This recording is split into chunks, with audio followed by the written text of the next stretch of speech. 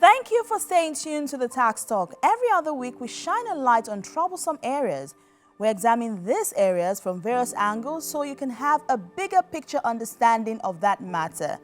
Today, we are examining where your taxes should be paid. Should you pay in the location where you work or the location where you live in? In the current workspace, those two locations can be quite different. Let's check out today's big story. As most people know, an individual or any body corporate, so say trustees, executors of wills, corporation souls, right? They have anyone that has an income which is chargeable to tax in the country under the provisions of the personal income tax is a taxable person. Then besides having this income that is chargeable, it then comes to the issue of where do I then pay these taxes? So an individual in Nigeria who is earning an income and who is chargeable to tax would have to pay in a state in Nigeria where the individual is resident.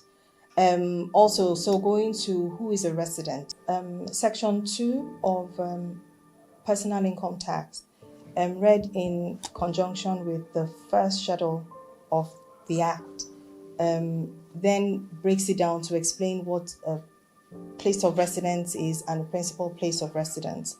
So a place of residence means a place available for an individual's domestic use in Nigeria on any relevant day and does not include any hotel or guest house or any temporary lodge, right?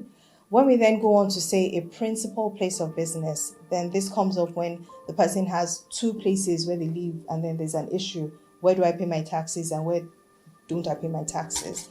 So the law is also, the Personal Income Tax Act is also clear in the first schedule, and it says that where an individual has two or more places of residence in Nigeria on any relevant day, and these places are not within the same territory, the individual is deemed to be resident in the territory in which he has his principal place of residence. Well, we probably spend a lot of our time in our places of work, but we also go back home. That's where we have our families.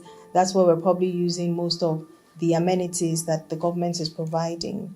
So, for example, with residents in Lagos, you get home with your family, there's electricity, there are good roads, weekends, you have some activities that you have to do with your family. So again, you're also spending a large portion of your time and your resources in the state where you reside.